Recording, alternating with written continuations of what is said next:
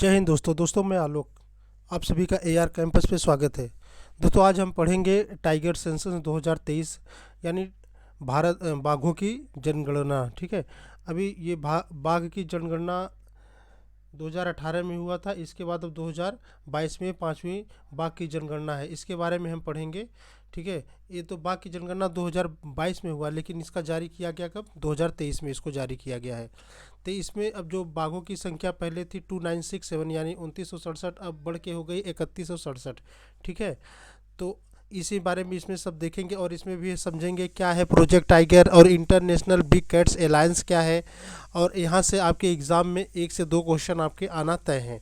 ठीक है। तो और मैंने बहुत ही अच्छे से और विस्तार से इसमें बताया है, तो आप प्लीज़ पूरा वीडियो देखिए। आइए हम स्टार्ट करते हैं अपने लेक्चर से। तो टाइगर सेंसस 2023 भारत सरकार का प्रयास लाया रंग, 5 साल में बढ़े 200 टाइगर। ठीक है। अब टाइगर की संख्या लगभग कितनी हो गई है आप लोग देख सकते हैं स्क्रीन पे, 3167। ठीक है, 3167 हो गई है। अब आइए हम आगे समझते हैं भारत में बाघ परियोजना। देखेंगे भारत में बाघ परियोजना कब स्टार्ट हुआ, यहाँ से आपका 1 नंबर का क्वेश्चन पूछता है। तो ये बाघ परियोजना स्टार्ट हुआ था 1 अप्रैल 1973 को शुरू हुआ था। उस टाइम पे किसकी सरकार थी? उस टाइम पे आपकी सरकार थी इंदिरा गांधी की। और उस टाइम पे बाघों का बहुत ज़्यादा शिकार हुआ करता था। इसको देखते हुए भारत सरकार ने बाघ परियोजना 1 अप्रैल 1973 को लागू कर दिया था। ठीक है। ये बाघों के संरक्षण को बढ़ावा देने के लिए शुरू किया गया था बाघ परियोजना। और ये तो बाघ परियोजना हुआ, तो बाघ जनगणना सबसे पहला कब आया था? तो बाघों की जनगणना पहली बार वर्ष 2006 में राष्ट्रीय बाघ संरक्षण प्राधिकरण द्वारा आयोजित किया गया था। ठीक है। कब आया था पहला वाला? 2006 में आया था। याद रखना कि बाघ परियोजना में बाघ जनगणना, जो बाघों की जनगणना है, सबसे पहली फर्स्ट टाइम कब आई थी? ये आए थे 2006 में, इसका रिपोर्ट आया था। ठीक। और ये कौन जारी किया था? एनटीसीए। एनटीसीए का फुल फॉर्म पूरा क्या होता है? National tiger conservation authority. ये कब गठित हुआ था? दिसंबर 2005 में ये गठित हुआ था। ठीक, इतना आप ध्यान रखना। आगे देखते हैं हम। तो बाघों की जनगणना पे एक नज़र हम लोग डाल लेते हैं। तो बाघों की जनगणना एक नज़र 5 बार हुई है। पहली बार हुई थी 2006 में। ठीक है। तो उस टाइम में बाघों की संख्या थी 1411। ठीक है, ये याद रखना। पहली बार कब हुआ था? 2006 में। बार बार बता रहा हूँ क्योंकि एग्जाम में क्वेश्चन पूछता है कि बाघों की जनगणना फर्स्ट टाइम कब हुआ था। तो ये 2006 में हुआ था। कितने थे उस टाइम बाघ? 1411। ठीक। सेकेंड वाला कब हुआ था? 2010 में, क्योंकि ये हर 4 साल पे आता है। देखिए 6 के बाद 10 आ गया, तो नहीं 4 साल, प्रत्येक 4 साल पे बाघों की जनगणना की रिपोर्ट आती है। ठीक है। दूसरी बार जब हुआ था 2010 में, तो 1706 हो गए थे। और तीसरी बार कितना? 2226।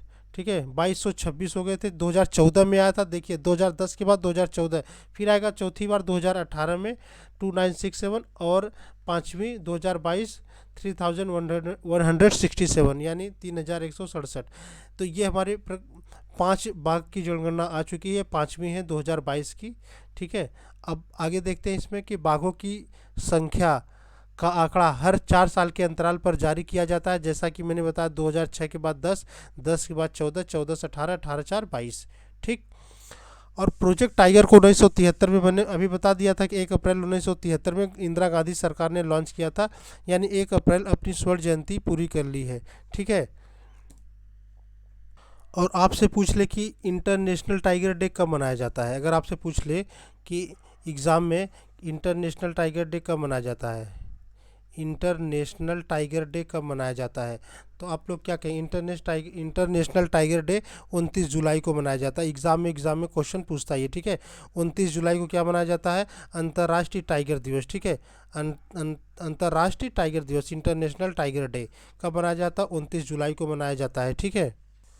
और एग्ज़ाम में अगर ऐसे पूछ लेगा, जैसे चौथी बार आपका जो चौथी जनगणना आई थी उसमें थी 2967 थे, इस बार हुए पाँचवीं 3167।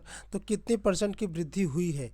ठीक है। अगर ये पूछ ले तो कितने परसेंट के, तो 6.74, 6.74% की ये वृद्धि हुई है। ठीक है। लगभग 200 आपके कितने 200 टाइगर और बाघों की संख्या बढ़ी है। ठीक है। आगे देखिए, प्रोजेक्ट टाइगर के 50 साल पूरे होने पर प्रधानमंत्री नरेंद्र मोदी ने रविवार को यानी 9 अप्रैल को मैसूर मतलब कर्नाटक में नवीनतम बाघ जनगणना टाइगर सेंसस का डेटा जारी किया है। देश में बाघों की संख्या में बढ़ोतरी हुई। मैंने बता दिया कितनी बाघ बढ़े हैं, कितना परसेंटेज, 6.74%। ठीक है, पहले कितने थे, 2967। ठीक है, अब कितने हो गए हैं, 3167। ठीक, तो ये आपका आंकड़ा है। ठीक, आगे देखिए। अब वहाँ पे मोदी ने भाषण में क्या बोला है इसको भी मैंने बता दिया है। उन्होंने कहा था कि प्रोजेक्ट टाइगर के 50 साल हो गए हैं। प्रोजेक्ट टाइगर की सफलता न केवल भारत के लिए बल्कि पूरे विश्व के लिए एक उपलब्धि रही है। भारत ने न केवल बाघों को बचाया है बल्कि उसे फलने फूलने के लिए एक बेहतरीन पारिस्थितिकी तंत्र भी दिया है, यानी इकोसिस्टम भी दिया है। ठीक है, इन्हें पीएम मोदी का ये स्पीच था। ठीक, और उन्होंने वहीं पे एक अलायंस जारी किया जिसका नाम है इंटरनेशनल बिग कैट्स अलायंस। क्या है, आईबीसीए का फुल फॉर्म एग्जाम में आपसे पूछ सकता है, आईबीसीए है क्या, इंटरनेशनल बिग कैट्स अलायंस। क्यों, अब इसके बारे में समझते हैं। प्रधानमंत्री मोदी ने प्रोजेक्ट टाइगर के 50 साल पूरे होने पर वहाँ पे एक स्मारक सिक्का जारी किया है। ठीक है, वहाँ पे एक स्मारक सिक्का जारी किया और आईबीसीए यानी इंटरनेशनल बिग कैट्स अलायंस की भी शुरुआत की। और ये आईबीसी है क्या, आइए हम इसके बारे में समझते हैं। इस आईबीसीए में ऐसे देश शामिल हैं जहां मर्जार प्रजाति के 7 पशु होते हैं। ठीक है, कौन कौन से होते हैं, बाघ, ठीक है, बाघ, शेर, तेंदुआ, हिम तेंदुआ, पूमा, जगुआर और चीता पाए जाते हैं। ठीक है, और यह संगठन जो ये आईबीसी है, ये संगठन क्या काम करता है, इन पशुओं के संरक्षण यानी उनके बचाव और उनके सुरक्षा पर ध्यान देता है। ठीक है, कौन सा, इंटरनेशनल बिग कैट्स अलायंस। ठीक, अब देखते हैं कि आखिर क्या है प्रोजेक्ट टाइगर। ठीक है, प्रोजेक्ट टाइगर क्यों लाया, किस लिए लाया। बाघों की घटती आबादी को संरक्षण देने के लिए 1 अप्रैल 1973 को भारत में प्रोजेक्ट टाइगर लॉन्च किया गया। ठीक है, 1 अप्रैल 1973 को। शुरुआत में इस योजना में 18,278 वर्ग किलोमीटर में फैले 9 टाइगर रिजर्व थे। स्टार्टिंग में जब ये योजना आई तो उस टाइम केवल भारत में 9 टाइगर रिजर्व शामिल थे। ठीक है, उसके बाद पिछले 50 सालों में इस योजना का विस्तार हुआ। आज इनकी संख्या बढ़कर कितनी हो गई है, 54 हो गया, 54 टाइगर रिजर्व हो गए हैं। ठीक है, लगभग पहले था 18,278 वर्ग किलोमीटर, अब वर्ग किलोमीटर हो गया कितना, 75,500 वर्ग किलोमीटर में फैल चुका है। आप लोग देख सकते हैं 50 सालों में कितना बढ़ोतरी हुई। जहां पहले 9 टाइगर रिजर्व हुआ करते थे, अब बढ़ के कितना हो गए, 54 टाइगर रिजर्व हो गए। ठीक है, और इंदिरा गांधी सरकार में ये शुरू किया गया है। मैंने 2-3 बार आपको बता दिया। ये प्रोजेक्ट टाइगर के पहले महानिदेशक का जिम्मा किसने लिया था, कैलाश सांखला ने लिया था। ठीक है, पहले निदेशक बनाए गए किसको, कैलाश सांखला को। प्रोजेक्ट टाइगर के पहले निदेशक कौन थे, कैलाश सांखला। और कैलाश सांखला को ही हम लोग क्या कहते हैं, टाइगर मैन ऑफ इंडिया। ठीक है, the tiger man of India, Kailash को क्या कहा जाता है, the tiger man of India. Exam में बहुत बार क्वेश्चन पूछा है, बहुत इंपॉर्टेंट है आपके एग्जाम के लिए, आप लोग इसे लिख लेना। अब कुछ महत्वपूर्ण जानकारी देख लेते हैं। ठीक है, देश का सबसे बड़ा टाइगर रिजर्व कौन सा है। अगर आपसे एग्जाम में कुछ क्वेश्चन पूछता है कि देश का सबसे बड़ा टाइगर रिजर्व कौन सा है और एग्जाम में पूछा भी है, तो श्री नागार्जुन सागर श्री सैलम अभ्यारण्य, नागार्जुन सागर श्री सैलम अभ्यारण्य, ये कहाँ पर पाया जाता है दोस्तों, ये आंध्र प्रदेश में पाया जाता है। और मध्य प्रदेश में बाघों की संख्या सर्वाधिक है, 526 है। कर्नाटक में 524, सबसे ज़्यादा मध्य प्रदेश में है। ठीक है, first second number Karnataka 524, Uttarakhand में 442। ये आंकड़ा पिछला वाला ही आंकड़ा है। ठीक है, अभी इस पे आंकड़े पे अभी ये जो आया इस पे जारी नहीं हुआ, तो अभी हम इसको ही देखेंगे।